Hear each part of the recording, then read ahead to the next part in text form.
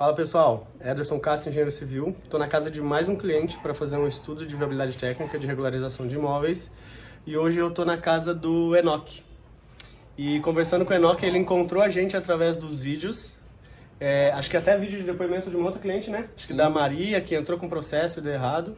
O caso dele é um pouco diferente, mas lembra da Maria.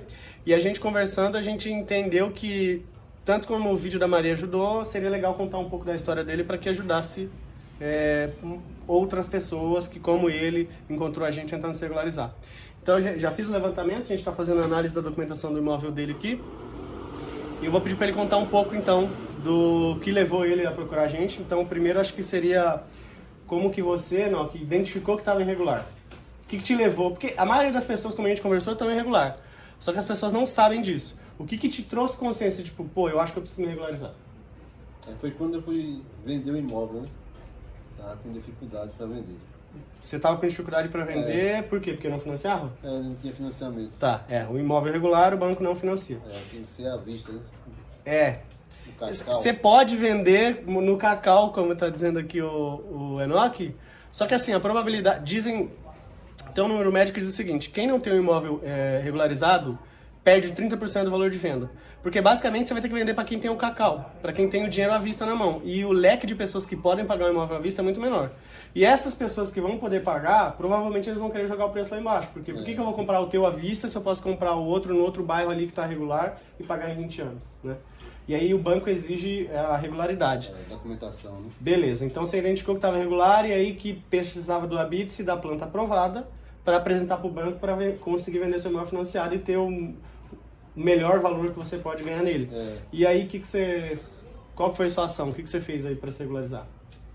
Aí eu fui na internet, né? Uhum.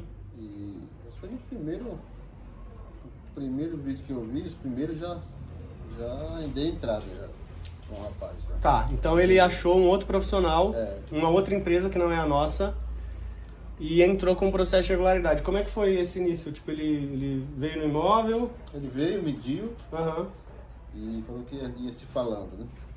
Tá. Ia se falando e... Uhum. E até nós não entrávamos mais em contato, né? Até que Então ele veio, levantou o imóvel e não falou mais nada? Não. Ficou de retornar e não retornou? Eu tive que... Tá. E aí você entrou em contato com ele? Aí já veio para pagar o DTCO, né? Uhum. Tá, quando a pessoa veio, fez o levantamento e ele não deu um parecer se era possível regularizar ou não, né? Ele sumiu. Pediu, falou que... Tá. Ele pediu para levantar, depois que fez o levantamento, ficou de retornar e aí demorou. Acho que o Enoque falou, pô, quero regularizar, preciso vender, é meu interesse, foi atrás. Pressa. Quando ele foi atrás, essa pessoa já chegou com a taxa do processo. Então, basicamente, o Enoque já tem um processo de regularização protocolado na prefeitura. E mesmo assim, ele contratou a gente. Por quê? Eu acho que depois que geraram a taxa, vocês meio que perderam o contato, né? Aí ele já não dava mais resposta, né? Tá, então ele procurou, depois do levantamento, demorou um pouquinho, pagou a taxa, e aí essa pessoa, ele perguntando sobre o andamento do processo, a pessoa basicamente parou de responder. O processo, você pagou a taxa do processo em 9 de janeiro. Desse ano. Janeiro de 23, olha o que aconteceu em fevereiro.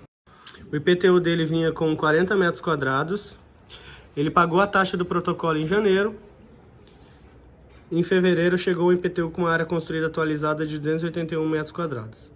Então, vocês podem ver aqui, ó, que tem uma marcação como... aqui, ó, NL2. Isso quer dizer... Cadê? Tá aqui, ó. NL2. Isso quer dizer que esse é o segundo lançamento do IPTU dele feito no ano. Então, foi feito o primeiro do ano com 40. Quando ele entrou com o processo e gerou a taxa, a prefeitura percebeu... então, peraí, eu achei que nesse imóvel tinha 40 e ele tá tentando regularizar 280...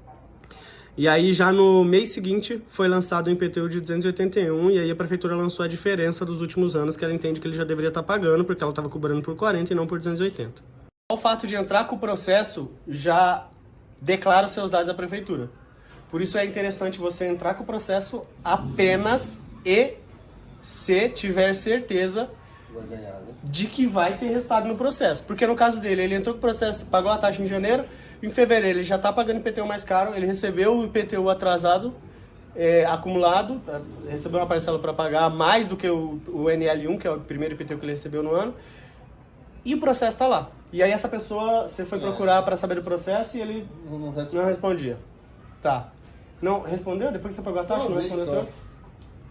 Deu o prazo de 180 dias, né, para sair o DTCO, mas não existe isso aí. Para sair o certificado de regularidade. Porque o DTCO tá. Devolver a planta aprovada. Tá, ele entrou em contato e a pessoa falou assim, ó, agora você tem que aguardar 180 dias que a prefeitura vai dar o resultado. Primeiro lugar, não existe esse prazo na lei. Segundo, eu tenho processo aqui no canal, tem vídeo de processo que a gente aprovou em 15 dias, 30 dias.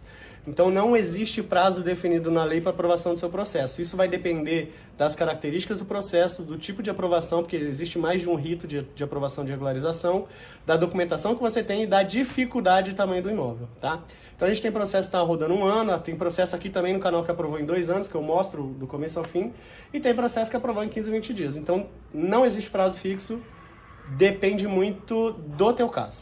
Tá? Então, eu já estranhei quando ele falou, não, tem que esperar 180 dias. Basicamente, ele pediu, ao meu ver, para falar, espera, daqui 6 meses a gente se fala. Porque o prazo é 6 meses e eu não tenho o que fazer. Na verdade, não. No escritório, por exemplo, a gente acompanha o processo toda semana e avisa o cliente toda semana por e-mail e pelo WhatsApp. Ele perguntando, não. Se você me perguntasse ou não perguntasse, eu mando mensagem. Bom. Entendeu? Nesse caso, a pessoa falou para ele, ó, o processo está rodando, espera 180 dias. E aí, acho que você foi pesquisar, você falou, pô, não tá me dando resposta, tal, vou pesquisar. E vendo os vídeos lá desse canal aqui, que conclusão que você chegou? Eu vi que tava incompleto, né, o trabalho dele. Tá, foi muito artificial, né? O Enoque, depois de ver os nossos vídeos, entendeu quão técnico é o processo, ele entendeu que foi superficial. Foi feita uma análise, a pessoa não deu a resposta se era viável ou não. O levantamento não foi contratado um serviço, a pessoa se propôs a vir. Então tem um lado bom e o lado ruim. O lado bom é porque você não vai ter custo, a pessoa vai te dar o orçamento. O lado ruim é que a pessoa que vai vir analisar se é viável ou não, ela tem interesse em fechar um negócio com você. Então mesmo que às vezes não seja tão viável, que tenha uma outorga onerosa, ou que tenha alguma dificuldade no processo, essa pessoa tende a dizer que dá para regularizar ou te influenciar a comprar o serviço dela, porque ela já gastou gasolina, já gastou o tempo dela, ela já veio aqui fazer o levantamento. Né? Então, por isso que a gente vende o estudo, porque no final eu dou um laudo e eu sou isento nisso, porque eu tô sendo pago para dar esse parecer. Né? Uma outras coisas que a gente poderia falar é que durante a análise, hoje eu fiz só os levantamentos, a gente ainda vai fazer a consultoria mais tarde, a gente vai levar isso para o escritório ainda. Mas eu falei para ele sobre permeabilidade, ele me falou assim, pô, pelo jeito é mais fácil fazer tudo com o engenheiro, né? Se soubesse, tratado o engenheiro antes, não ia ser dor de cabeça, né?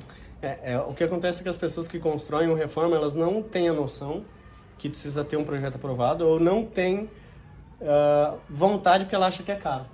Só que aí quando você pega para regularizar, por exemplo, nesse caso, ele já contratou um profissional. Só de taxa do processo, acho que foi R$ 2.800. Então assim, ó, você entrega o documento de cara, você paga as taxas da prefeitura de cara, você entrega teus dados, a tua planta de cara. No outro mês, a prefeitura já lança o teu IPTU. Então, assim, tudo de bom acontece para a prefeitura. Ela recebe, o profissional recebe os honorários, a prefeitura recebe a taxa. Ela agora tem uma planta assinada por você, que tem 280. Ela vai cobrar o teu IPTU mais caro no mês que vem, vai cobrar os atrasados no mês seguinte, e você fica na dúvida se vai ser aprovado. E aí pega lá um profissional que vai falar... Pois é, e aí você pega um profissional que fala, não, daqui 6 meses a gente vê. Não tem isso. É por isso, então, que se você pretende se regularizar, eu acho que para não cair aí na situação do Enoque, por exemplo, convém fazer um estudo de viabilidade técnica como ele está fazendo agora. Qual que é a ideia agora? Agora que ele entendeu que é um pouco mais complexo, ele chamou a gente para analisar, contratou uma consultoria, essa consultoria é isenta, porque ele está pagando por isso, vai receber ali um parecer, eu tenho que ser transparente nesse parecer, porque até o momento não... Primeiro porque já existe um processo, segundo porque nesse momento eu tenho interesse de entender se é viável regularizar ou não. Não tem aquela afobação da pessoa que veio e falou, não, daqui que eu vejo, vamos fazer, entrou em contato, ó, a taxa é essa. Aqui, né? Arrasta pra cima, né? O segundo ponto é que, analisando como o Enoque vai fazer agora, se ele tivesse feito essa análise antes, ele teria a oportunidade de decidir se ele quer avisar para a prefeitura que ele tem mais área construída, que ele tem 280. Se ele quer começar a pagar o IPTU mais caro em fevereiro. Por quê? Por que ele ia querer? Porque durante a análise a gente teria chegado a um parecer de custo, de taxa, de documentação, se tem que demolir, se tem que reformar, que ele entende que é seguro. O que aconteceu? O inverso. A pessoa veio, entrou com o processo, ele já deu a taxa para a prefeitura, já pagou essa pessoa, já deu os documentos para a prefeitura já lançou o IPTU, e agora ele está na esperança de que o processo que a pessoa deu entrada tenha a probabilidade de ser regularizado, porque a análise foi feita de forma superficial.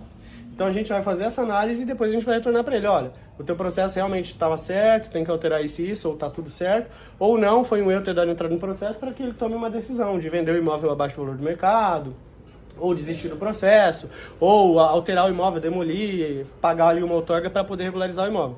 Porém, você que está pesquisando, como foi o caso do Enoch, que achou a gente pesquisando, talvez seja mais fácil você fazer isso antes do que depois, né?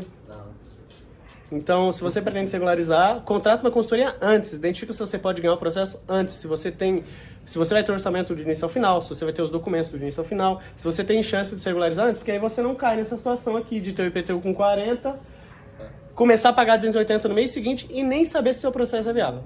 Então, se você tiver dúvidas, deixa aqui nos comentários. Se tiver alguém que você entender que esse vídeo pode ajudar, compartilha esse vídeo. E se você precisar de ajuda e precisar de uma consultoria como essa, nossos contatos estão na descrição do vídeo. Até o próximo vídeo.